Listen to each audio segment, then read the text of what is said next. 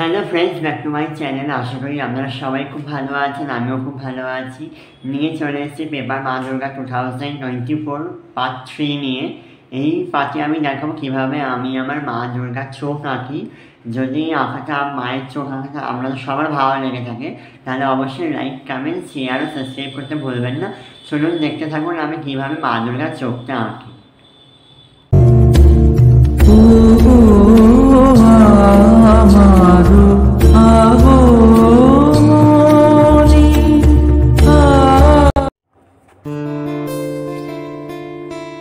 এখানে আমি colour acrylic কালারের ফেব্রিক কালার ব্যবহার করেছি।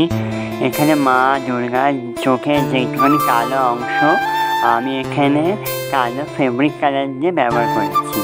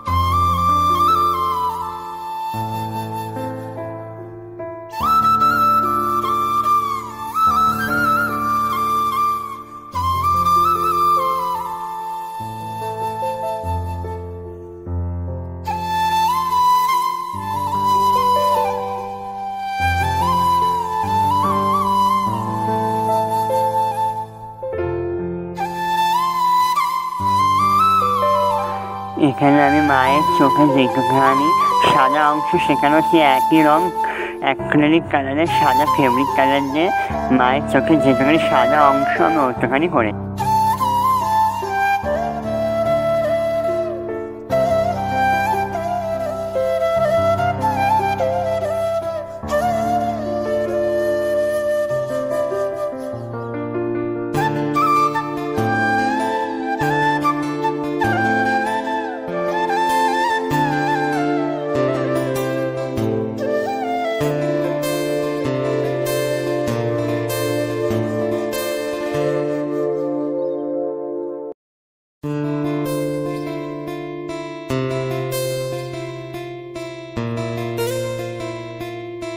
তারপর লাল অ্যাক্রিলিক কালার দিয়ে মায়ের ঠোঁটের অংশ, তারপরে মায়ের টিপ, তারপরে মায়ের চোখে যেটুখানি লাল দিয়ে অংশটুকু হয় সেই অংশটুকু এখানে লাল অ্যাক্রিলিক ফেব্রিক কালার দিয়ে করে নেবো। আর তোমার ঠোঁটের বাইরে হয়তো দেখতে পাচ্ছি যে পেন্সিলের দাগ ঠোঁটের মায়ের বাঁ দিকটায়, ওইখানে আমার একটু ভুল হয়ে গেছিলো বলে আমি ওখানে রং দিয়ে একটুখানি বুঝিয়ে দিয়ে এখানে আমার ঠোঁটটা ভালো করে করেছি। আর এখানে আমি মায়ের টিপ করলাম লাল রং দিয়ে, তারপরে মায়ের চোখের জটিল অংশটা আমি করেছি এখানে লাল দিয়ে। ত্রিনয়নটা শেষে আমার একটুখানি গোলাপি রঙের হয়ে গেছিলো, এরকমভাবে একটু বেশি রং অ্যাপ্লাই করে ফেলেছিলাম, ওটা তোমার দেখে করবে।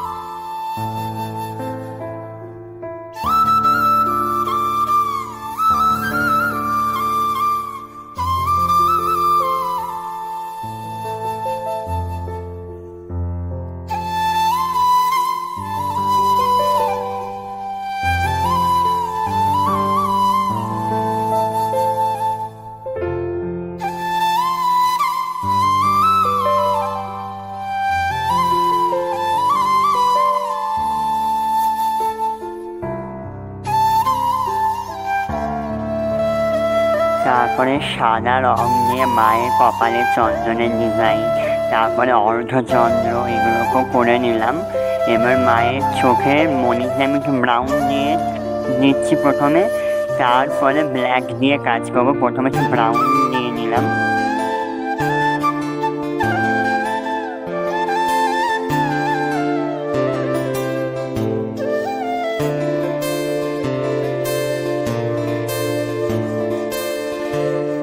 তারপরে মায়ের চুলের অংশটুকুতেও আমি কালো রং দিয়ে মায়ের চুলের অংশটুকু করে নিলাম। এরপরে আমি ব্ল্যাক কালার দিয়ে মায়ের চোখের মণিটা করব। এবারে আমি মায়ের এদিকটা চুলের অংশ করে নিলাম। এরপরে আমি মায়ের চোখের মণির অংশটুকু করব। এর আস্তে আস্তে করে রং অ্যাপ্লাই করেছি, যে আমি তাড়াহুড়ো করলাম তাহলে মায়ের চোখের মণিটা ঘেঁটে যেত। এই দিকে চোখটুই একইভাবে করে নেবো, আর মায়ের চুইনটাও একইভাবে করে নেবো।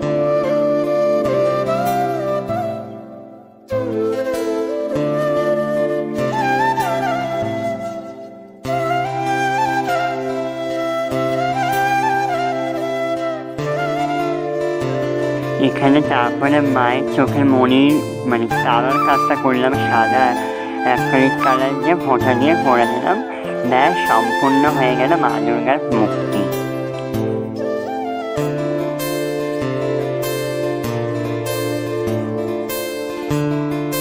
এবারে মা সরস্বতী মুক্তি আমি করছি। এখানে ওই প্রথমে কালো অ্যাক্রিলিক কালার দিয়ে মায়ের চোখের কালো অংশটুকু প্রথমে করে নেবো।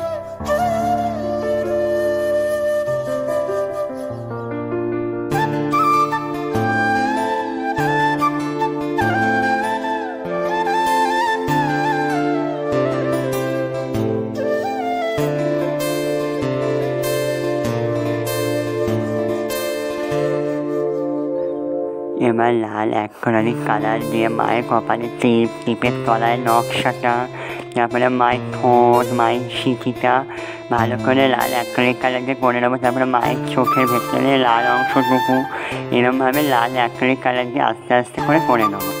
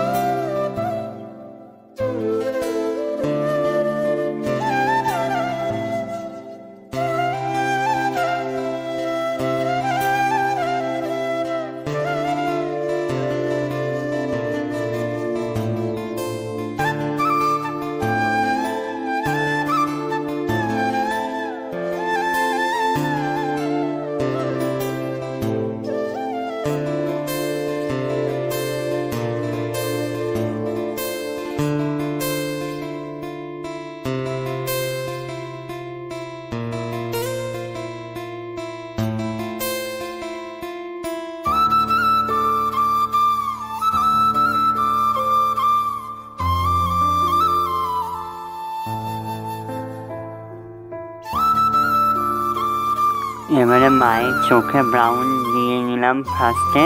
তারপরে মায়ের এবার মাথা চুলের অংশটুকুকে আমি ভালো করে কালো রং দিয়ে করে নেবো, যাতে চুল লাগানোর পর কোনো ফাঁক ফোকর থাকলে ভালো করে দেখা না যায়, যে চুল আছে বলে ভালো লাগে। এরপরে আমি মায়ের চোখে ব্ল্যাক দিয়ে নেবো। ব্ল্যাকটা শুকিয়ে যাওয়ার পর সাদা রং দিয়ে মায়ের চোখের তারাটা করে দেবো।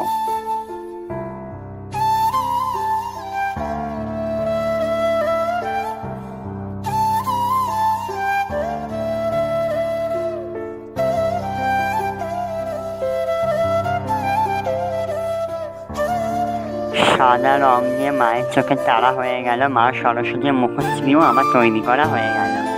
এবারে মা লক্ষ্মীর চোখেও একইভাবে কালো রং দিয়ে মায়ের চোখের কালো অংশটা, তারপরে মায়ের ভুরুটা একইভাবে কালো অ্যাক্রিলিক কালার দিয়ে করে নেবো।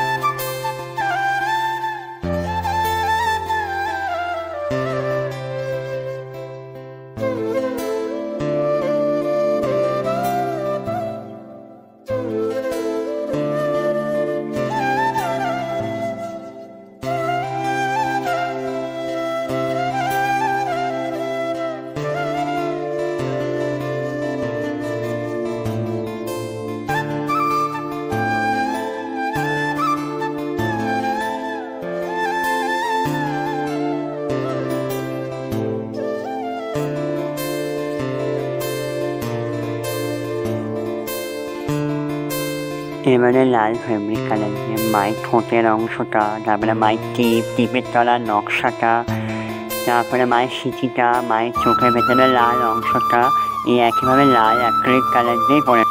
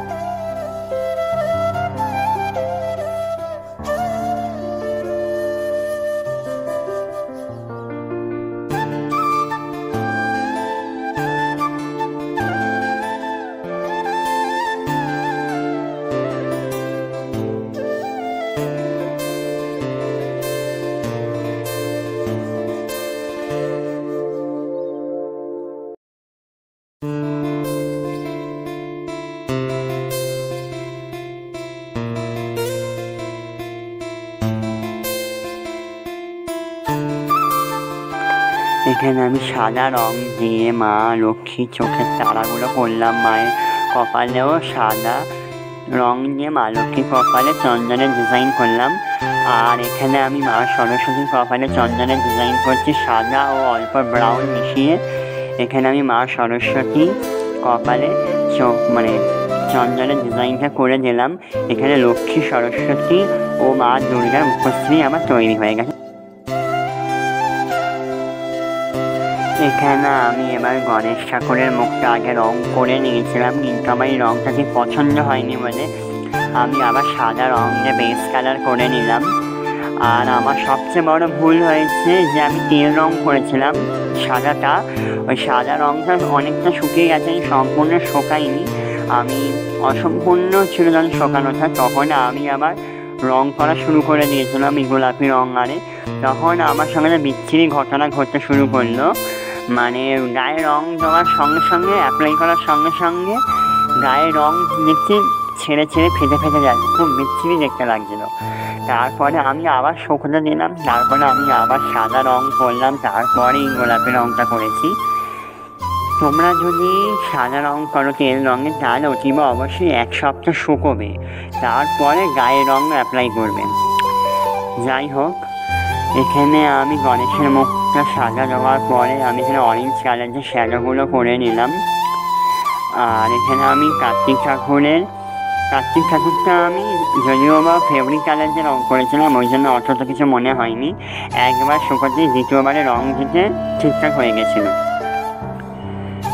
আর এখানে কার্তিক ঠাকুরের চোখটা আছে, প্রথমে সাদা দিয়ে চোখের অংশটা করে নিলাম। এরপরে আমি কালো দিয়ে চোখের যেটুখানি কালো অংশ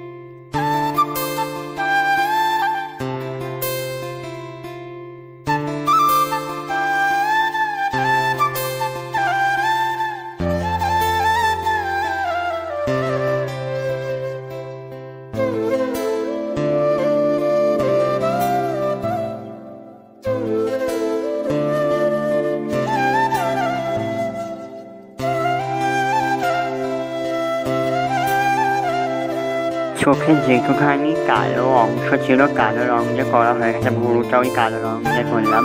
আর কপালে অর্ধ সূর্যকৃতিটা আমি ব্রাউন কালার দিয়ে করেছি। চোখে মানে লালের অংশটুকু আমি মানে লাল ছিল না বললে আমি একটু পিঙ্ক কালার দিয়ে করেছি। আর চোখে যে কালো অংশটা ওইটাও আমি করে নিলাম। আর চেষ্টা করবে চোখে দুটো মণি যেন আইবলসগুলো যেন সামঞ্জস্য হয়, একই মাপের হয়, কোনো ছোটো বড় যেন না হয়। আগে আমার খুব ভুলটা হতো, এখন অনেকটাই আশা করি শুধরেছে। কেমন লাগছে অবশ্যই কমেন্ট করে বলো। আর এখানে আমি কালো রঙ দিয়ে কার্তিক ঠাকুরের চুলের অংশটুকু ভালো করে নেবো, যাতে কোনো ফাঁক পুকুর থাকলে দেখা না যায়। ভালো করে কালো রঙ দিয়ে করে নিলাম। এখানে আমার কার্তিক ঠাকুরের মুখোশটি করা হয়ে গেল। আর এখানে আমি গণেশ ঠাকুরের মুখটা নিয়ে এবার বসেছি। এখানে গণেশ ঠাকুরের চোখে সবার প্রথমে সাদা রঙটা অ্যাপ্লাই করলাম। আর বলে রাখা ভালো, এই যে ত্রিনয়নটা দেখছে ওটা আমি ক্লে দিয়ে বানিয়েছি মা দুর্গার আর বাবা গণেশের। এখানে চোখের সাদা অংশটুকু ভালো করে দিয়ে নেব। তারপরে কালো অংশটুকু যেটুখানি আছে, তবুও ভুরুটা কালো আছে ওটাও করবো কালো অ্যাক্রিলিক।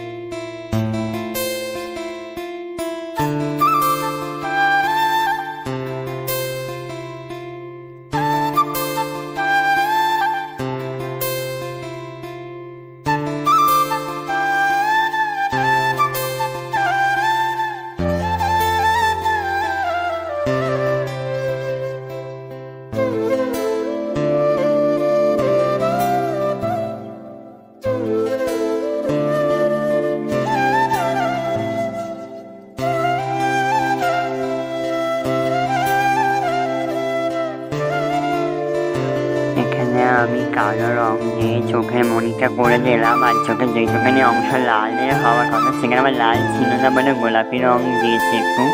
একটু হয়তো কেমন লাগছে, যাই হোক।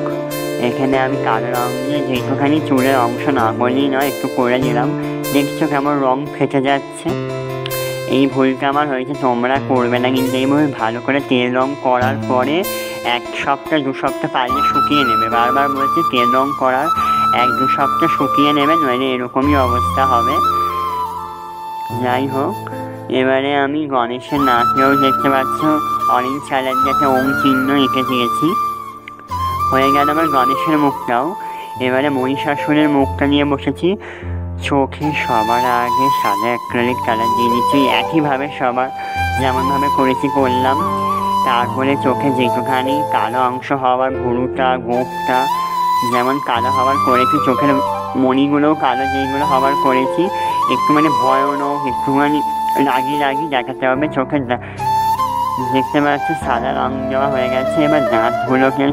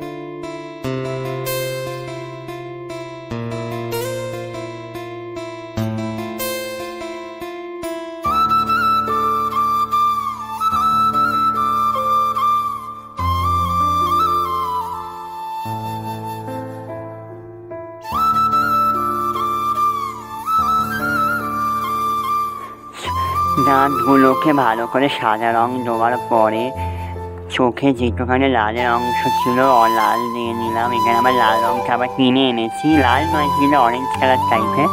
যাই হোক, চোখে একটু দিয়েছি, তারপর ঠোঁটগুলো করেছি, আর জিভটা আমি হালকা করে ব্রাউন কালার দিয়েছি, আর জিভের দুদিকে একটু কালো করে দিয়েছি যে মুখের ভেতরটা বোঝা যায়।